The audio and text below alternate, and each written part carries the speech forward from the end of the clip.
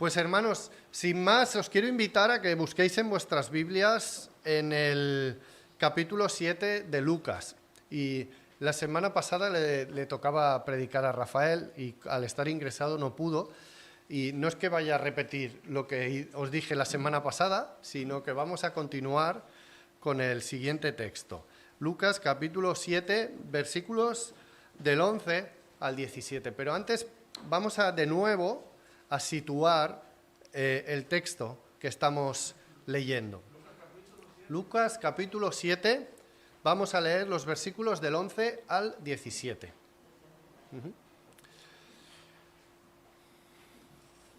Pero antes de leerlo, nos intentamos situar un poquito. A lo largo del inicio, porque bueno, estamos bastante al principio del Evangelio de Lucas, él nos ha relatado un poquito de la infancia de Jesús, de cómo fue su nacimiento, y después nos relata cómo inició su ministerio. Su ministerio inicia después del bautismo y después de esa tentación que él tiene que superar en el desierto. Y poco a poco su ministerio va ganando popularidad. Su enseñanza, pero especialmente sus milagros, llaman la atención de la gente. Lucas va intercalando episodios de enseñanza con episodios de milagros. Vamos leyendo el Evangelio y vamos viendo momentos en que Jesús se está enseñando, momentos en que Jesús hace milagros. Y todo esto, como resultado, tiene que mucha gente está siguiendo a Jesús. Nos dice Lucas, os leo textos del capítulo 4. Estaban todos maravillados y hablaban unos a otros diciendo: ¿qué palabra es esta que con autoridad y poder manda a los espíritus inmundos y salen? Y su fama se difundía por todos los lugares de los contornos. También un poquito más adelante nos dice: cuando ya era de día salió y se fue a un lugar desierto. Y la gente le buscaba, y llegando donde estaba, le detenían para que no se fuera de ellos. Pero él les dijo: es necesario que también a otras ciudades anuncie el evangelio del reino de Dios, porque para esto he sido enviado. Y predicaba en las sinagogas de Galilea. Si leéis el primer versículo que leeremos del capítulo 7, versículo 11, el primero que vamos a leer hoy, también nos dice algo parecido. Nos dice: aconteció después que él iba a la ciudad que se llama Naín, e iban con él muchos de sus discípulos y una gran multitud. Y aquí encontramos dos grupos de personas que nos está detallando Lucas. Nos está diciendo que sus discípulos le seguían, pero también nos dice, y hace una diferencia, una gran multitud. Es decir, había dos grupos de personas. En Juan capítulo 6, si lo leéis en vuestras casas, podréis ver que llega un momento en que Jesús empieza a decir cosas que a la gente no le gusta. Mientras va diciendo cosas que les gusta, la gente le sigue. Pero llega un momento en que Jesús empieza a decir cosas que a la gente no le gusta escuchar. ¿Y sabéis qué sucede? Que empiezan a marcharse. Ya no hay una multitud que sigue a Jesús. Ya van marchándose. Hasta el punto que entonces Jesús le dice a sus discípulos: ¿queréis acaso iros también vosotros? Así es que aquí nos encontramos la primera pregunta que nos tenemos que hacer en esta mañana. ¿Qué clase de seguidor de Jesús eres? ¿De qué manera seguimos a Jesús?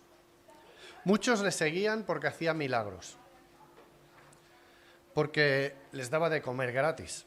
Pasó en más de una ocasión, ¿verdad? Porque quizás esperaban una vida cómoda, una vida en que Jesús les liberase de sus problemas. Esperaban de Jesús un buen político que solucionase todos los problemas que ellos tenían, que les liberase de los romanos. Así es que esto es lo que buscaban ellos en Jesús. Y Jesús les dice: de cierto os digo que me buscáis, no porque habéis visto las señales, sino porque comisteis pan y os saciasteis. ¿Qué esperas tú de Jesús? ¿Qué has venido buscando de Jesús en esta mañana? ¿Estás esperando un milagro? ¿Estás esperando que te vaya bien en la vida?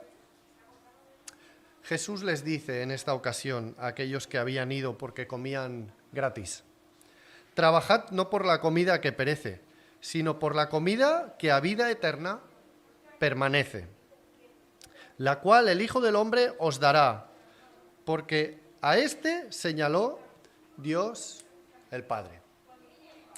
El caso es que encontramos a Jesús en uno de sus viajes por Galilea, en el texto de hoy, anunciando el reino de Dios. Y en esta ocasión va a suceder algo importante, algo que nos va a impresionar. Tenemos que decidir qué clase de seguidores de Jesús somos. Pero vamos a ver lo que Jesús hizo en esta ocasión. Vamos a leer en Lucas capítulo 7 y versículo 11. Os invito a que lo leáis conmigo, que me acompañéis, yo lo leo.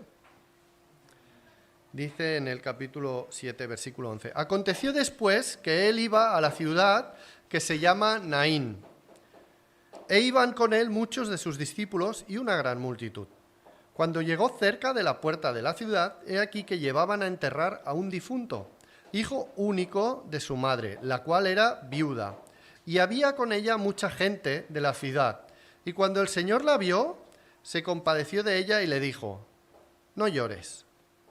Y acercándose, tocó el féretro, y los que lo llevaban se detuvieron. Y dijo: joven, a ti te digo, levántate. Entonces se incorporó el que había muerto y comenzó a hablar, y lo dio a su madre. Y todos tuvieron miedo y glorificaban a Dios, diciendo: un gran profeta se ha levantado entre nosotros. Y otros decían: y Dios ha visitado a su pueblo. Y se extendió la fama de él por toda Judea y por toda la región de alrededor. ¿Os imagináis la escena por un momento? La escena que acabamos de leer. ¿Os la estáis imaginando? Yo cuando leo la palabra, no sé, me imagino que el que más, el que menos le pasa esto, ¿no? Uno va leyendo cosas y en su mente se va haciendo como un dibujo, ¿no? O como si vieses una película, ¿no? Y vas viendo lo que lees, te lo vas imaginando, ¿no? No sé hasta qué punto nos lo imaginaremos como realmente era, pero yo en esta ocasión me imagino algo así como dos trenes que van en dirección contraria, pero van por la misma vía. No sé si os imagináis esta escena.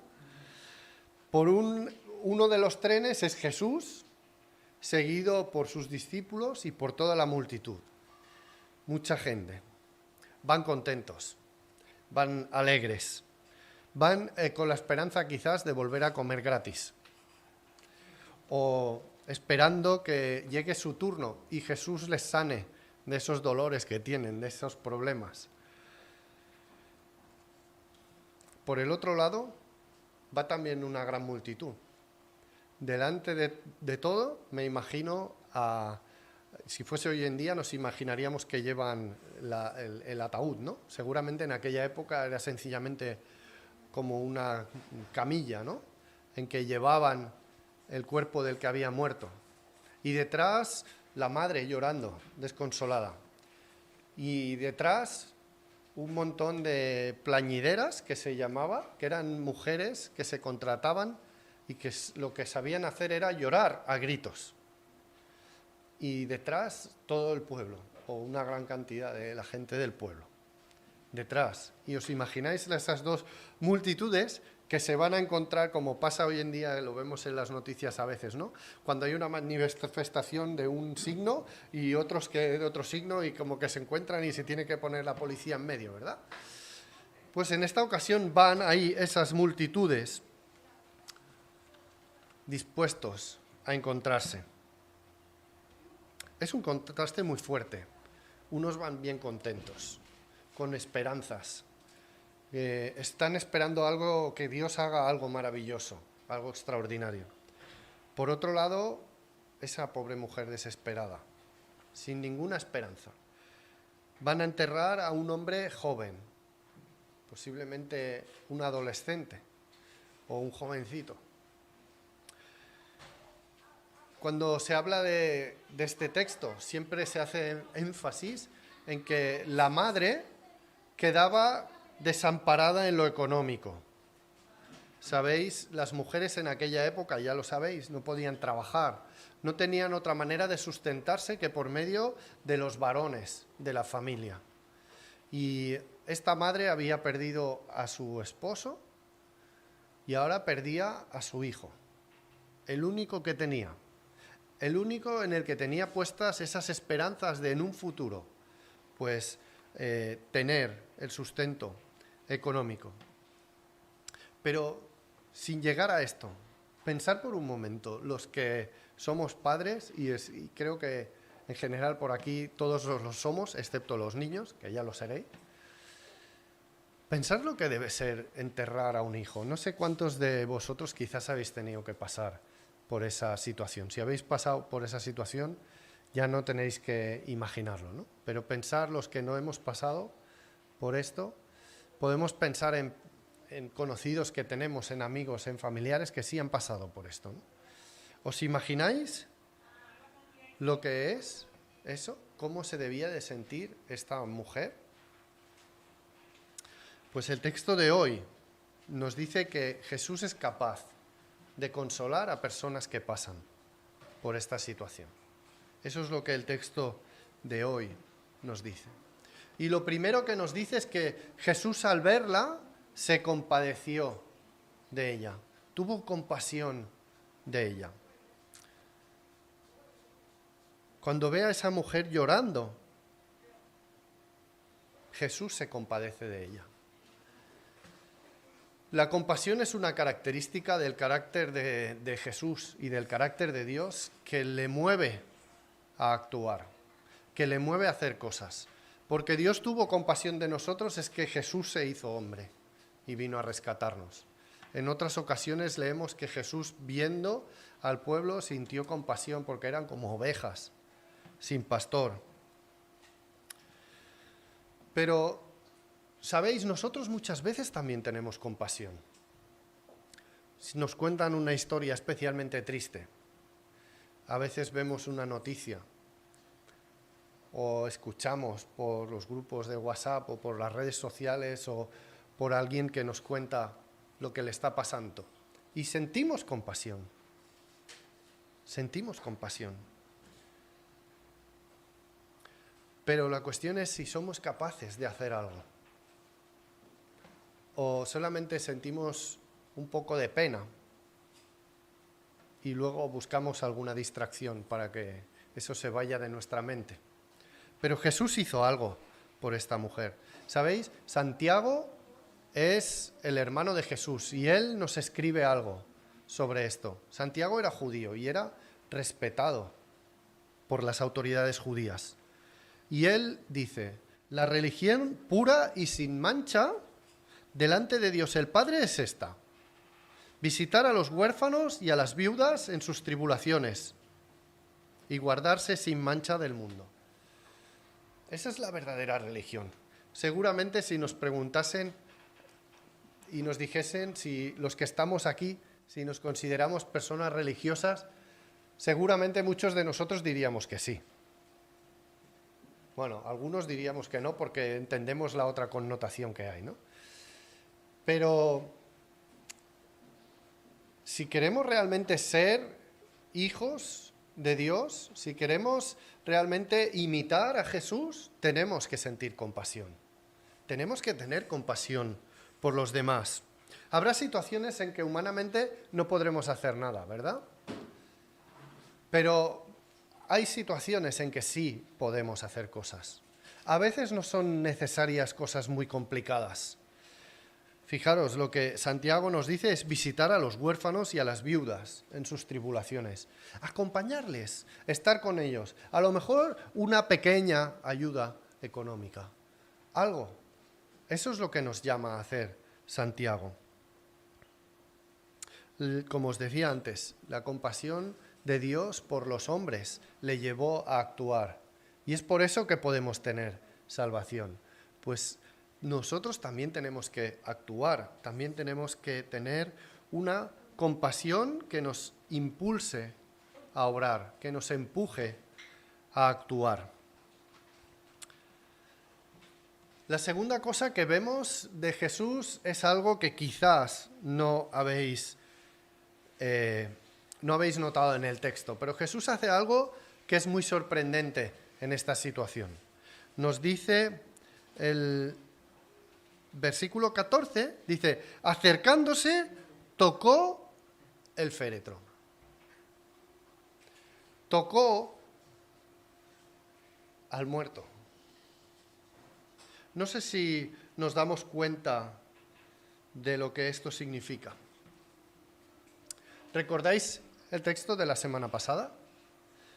El centurión le dice, no es necesario ni que entres en mi casa ni que vengas, solo di la palabra y sucederá. Pero en esta ocasión Jesús toca. En aquella ocasión no hizo falta ni siquiera ir, en esta ocasión toca. Vemos que Jesús siempre actúa de maneras diferentes. ¿Sabéis? A nosotros nos gusta el método. Nos gusta tener las cosas ordenadas y saber cómo actuar. 4 pasos para obtener la salvación. ¿Lo habéis escuchado alguna vez?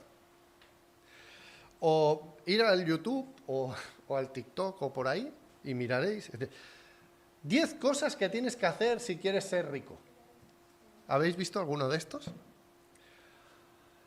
7 cosas que hacemos mal por la mañana. O 7 cosas si te quieres despertar de buen humor o algo así. No sé, esta semana veía algunos de este estilo, ¿no? No que los mirase, pero que veía que hay un montón, porque nos gusta el método. Nos gusta saber cómo actuar. Pero Jesús no tenía un método. Jesús actuaba cada vez de una manera distinta. Tal como os decía, en el caso del centurión, por ver el ejemplo que vimos el domingo pasado, ¿no? Vemos que el centurión pide a Jesús ayuda. Vemos que los ancianos piden a Jesús ayuda.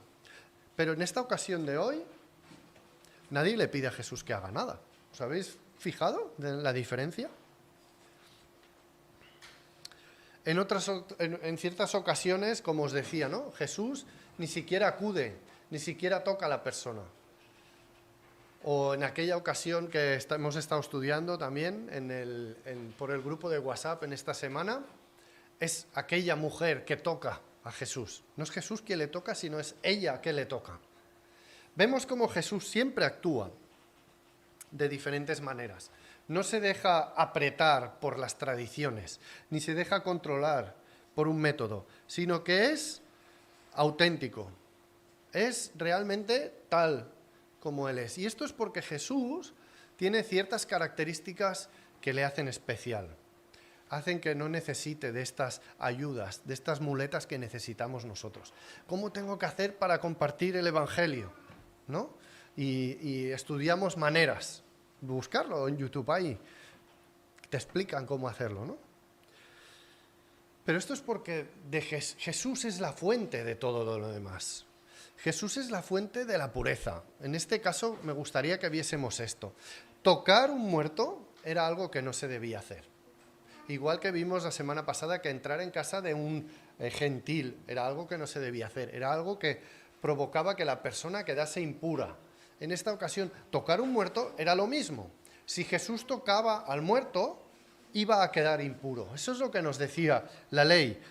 Recuerdo que cuando estudiamos este texto en el estudio de WhatsApp, yo os puse los textos del profeta Ageo. El profeta Ageo le dice, pregunta ahora a los sacerdotes acerca de la ley diciendo, si alguno llevare carne santificada en la falda de su ropa y con el vuelo de ella tocare pan o vianda o vino o aceite o cualquier otra comida, ¿será santificada?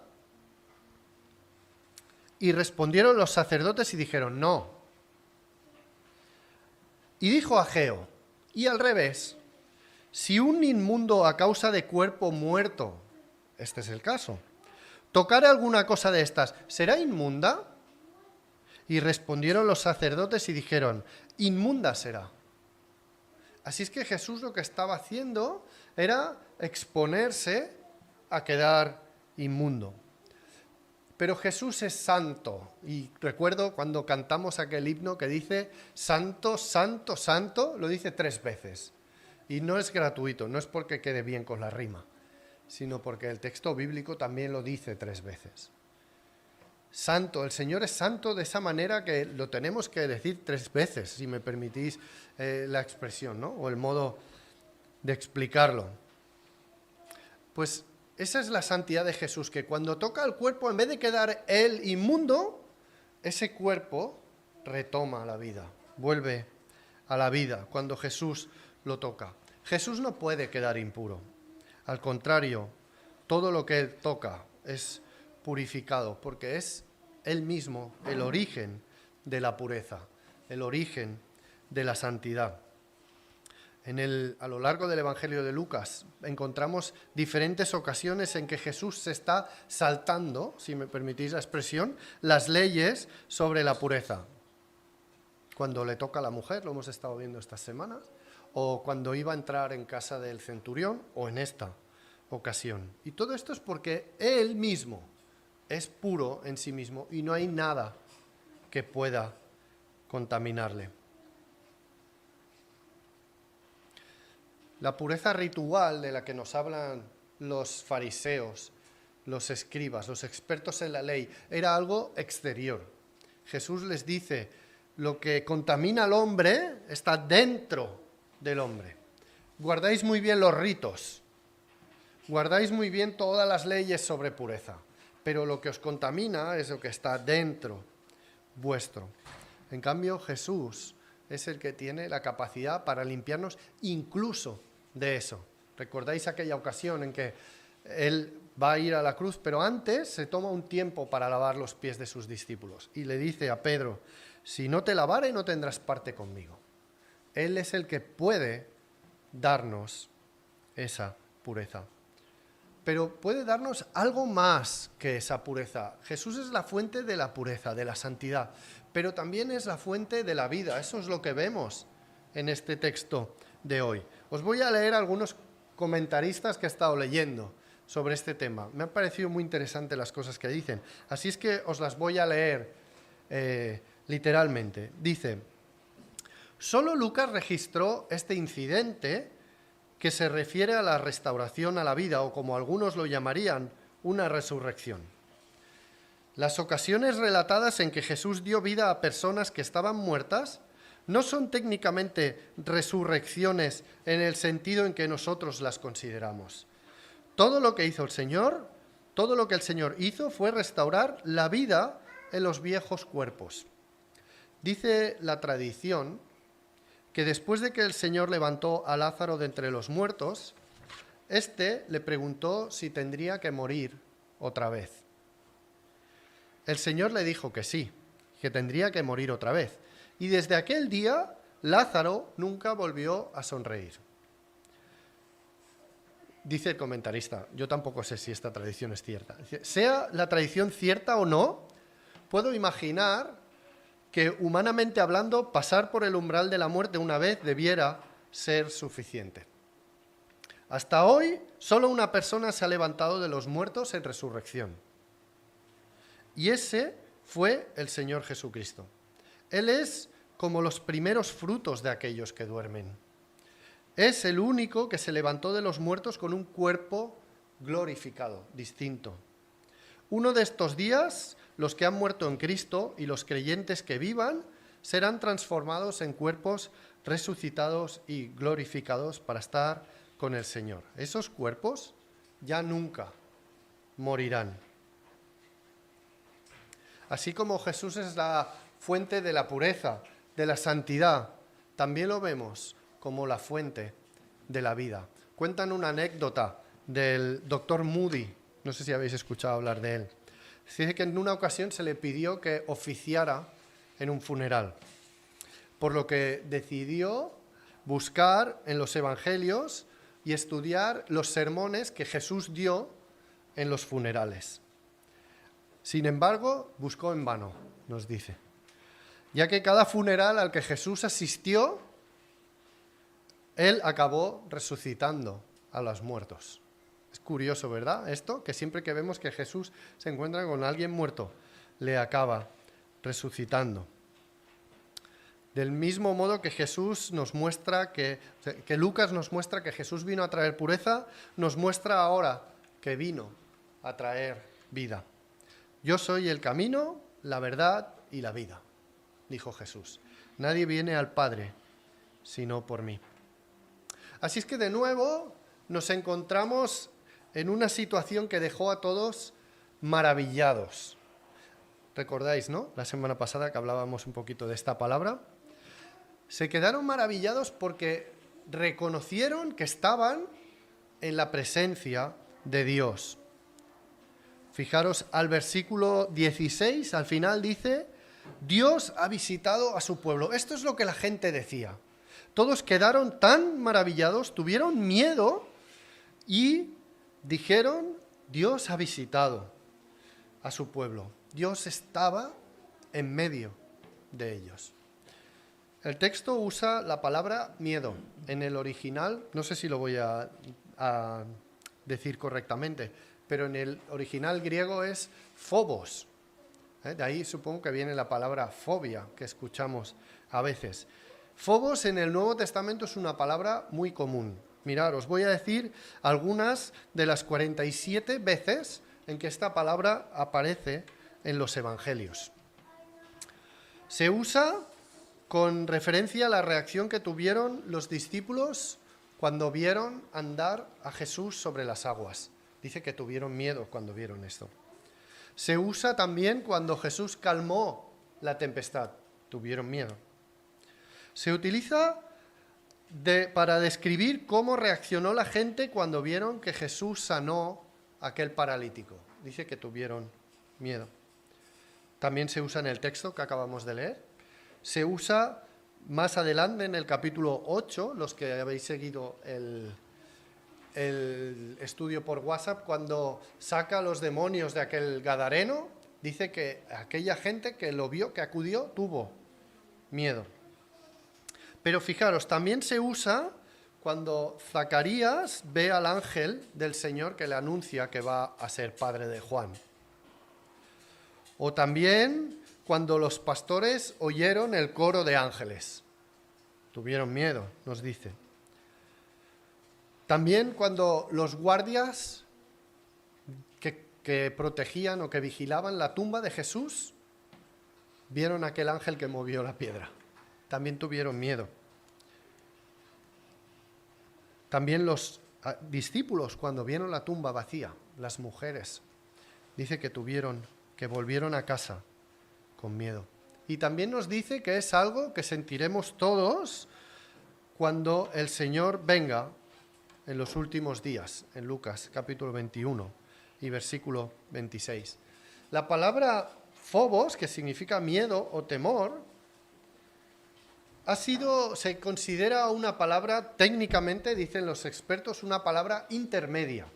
Quiere decir que se puede usar tanto para describir algo bueno como para describir algo malo. Es una palabra neutral. Puedes describir a alguien que es un cobarde y dices que tiene miedo, pero la puedes usar también para describir a alguien que es muy respetuoso, que es muy religioso, y también usas esa palabra en el griego. Así es que la presencia del Señor nos dice que provocó ese tipo de miedo positivo, en este caso, ese tipo de miedo que permitía reconocer a Dios en medio de ellos. Esto es algo que también encontramos en muchos de los profetas, y con esto vamos a ir terminando ya por hoy. Sabéis que muchos de los profetas, cuando están delante del Señor y el Señor les habla, Esther nos ha hablado hoy de Moisés, ¿no? Que también es este tipo de respeto, de sensación de fragilidad cuando estamos en la presencia del Señor. Ezequiel, por ejemplo, dice que cuando está delante de esa visión de la gloria del Señor, que se nos relata en el capítulo 1, dice, cuando yo lo vi, me postré sobre mi rostro y oí una voz de uno que hablaba. Es ese respeto por el Señor. Juan también, en Apocalipsis, dice, cuando le vi, caí como muerto a sus pies, y él puso su diestra sobre mí, diciéndome, no temas, yo soy el primero y el último. Hay muchos más textos que nos hablan de esto, pero podemos decir que por medio de este milagro que hemos leído en esta mañana, Jesús hizo evidente delante de todos los que estaban allí la presencia de Dios. Eso fue lo que ellos pudieron ver por medio de este milagro. Recapitulemos un poco y terminamos. Lo primero que nos tenemos que preguntar, hemos dicho, es ¿qué clase de compasión tengo yo cuando veo a alguien que está necesitado? ¿Tengo una compasión que es capaz de actuar como hizo Jesús? ¿Es una compasión que me mueve a hacer cosas por el prójimo, como movió a Jesús por esta viuda y como movió a Jesús por cada uno de nosotros al hacerse hombre? ¿Sientes compasión? Actúa, obra, haz algo. También hemos visto que Jesús es la fuente de la pureza, de la santidad, y que Jesús es la fuente de la vida.